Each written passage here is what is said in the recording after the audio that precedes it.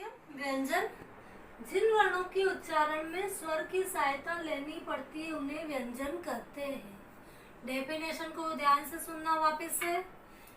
जिन वर्णों के उच्चारण में स्वर की सहायता लेनी पड़ती है उन्हें व्यंजन कहते हैं। जैसे कि क, ख, ग, ग, ढ। ये क्या है? क वर्ग में। च, छ, ज, य ये च वर्ग। ट, ठ, ड, ढ, अण ये ट वर्ग है। त, थ, द, ध, न ये त वर्ग है। प, फ, ब, भ, म ये कौन सा वर्ग है? प वर्ग है। तो ये क अकेला अपने आप में व्यंजन व्यंजन की डेफिनेशन क्या है? स्वर की सहायता। क में क्या लगा? अ लगा तो क्या बना? क बना। ठ में क्या लगा? अ शब्द, अ स्वर जुड़ा तो ठ बना।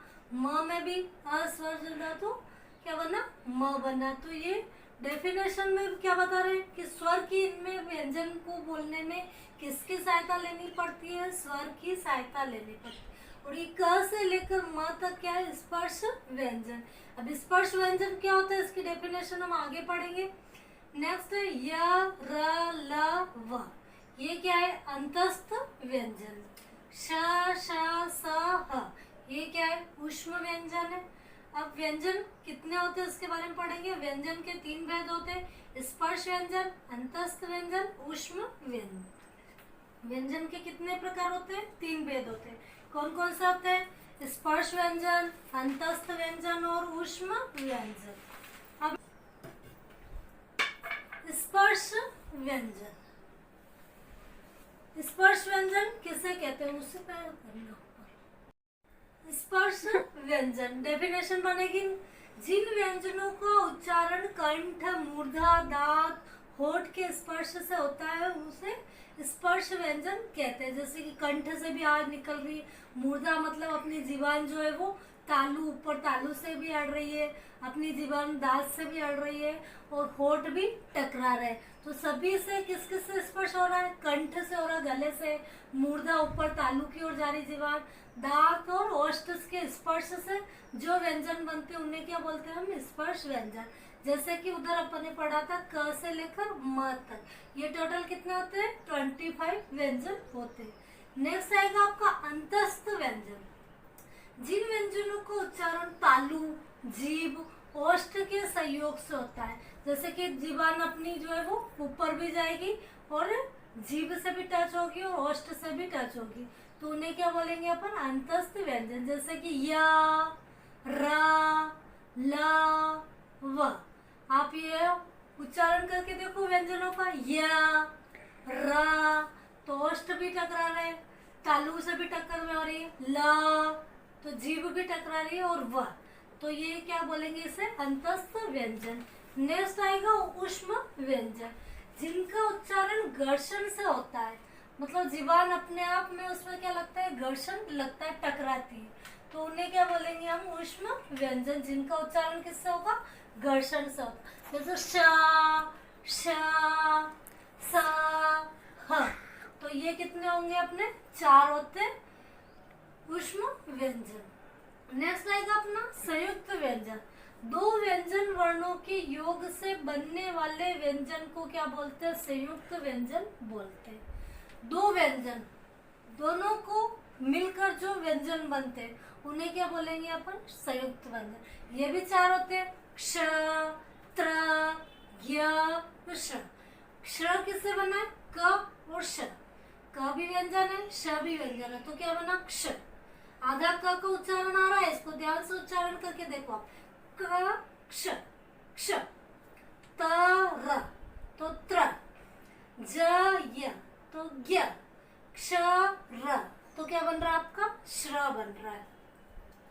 नेक्स्ट आपका संयुक्ताक्षर, कि संयुक्ताक्षर किसे कहते हैं? 2 व्यंजनों के बीच कोई स्वर न रहने पर दोनों क्या हो जाते हैं? संयुक्त हो जाते हैं, उन्हें क्या बोलते हैं अपन? संयुक्ताक्षर बोलते हैं। जैसे कि च, म, ध, इनकी पाई हटाकर इन्हें जोड़ा जाता है, संयुक्त किया जाता है।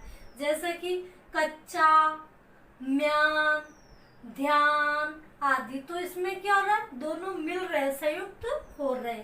इसी में जैसे क और फ होगा, तो इनको संयुक्त करने के लिए इनकी आधी चोंच हटा दी गई, तो क्या हो जाएंगे, वो संयुक्त हो जाएंगे। जैसे क से क्या, क से क्यारी, क से मक्खन, फ से बन जाएगा रफ्तार, फ को जो आप चोंच हटा देंगे तो क्या बन जाएगा, हफ्ता।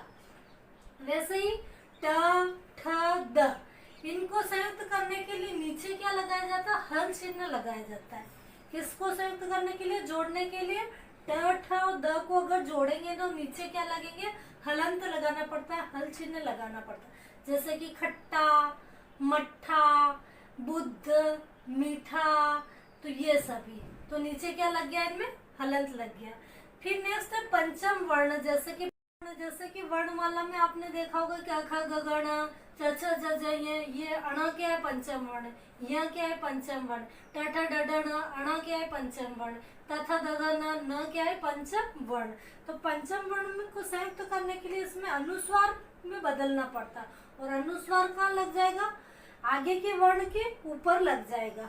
जैसे उदाहरण देखिए आप, पंकज, तो कहाँ लग गया अनुस्वार, प के ऊपर लग गया। गंगा, तो अनुस्वार का लग गया घ के ऊपर। डंडा, तो अनुस्वार का लग गया ड के ऊपर।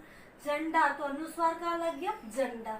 मतलब पंचम वर्ण में क्या बन जाता है, वो अनुस्वार लगकर वर्ण बन जाता है। संयुक्ताक्षर व्यंजन के बाद में एक और व्यंजन आएगा आपका द्वित व्यंजन।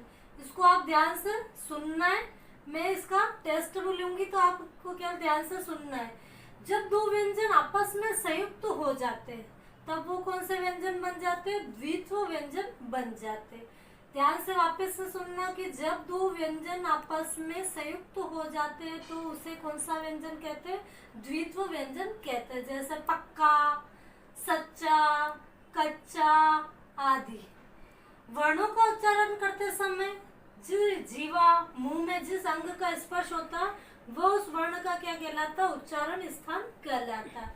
तो ये आपका हुआ व्यंजन वाला जो टॉपिक है, वर्णमाला वाला टॉपिक कंप्लीट।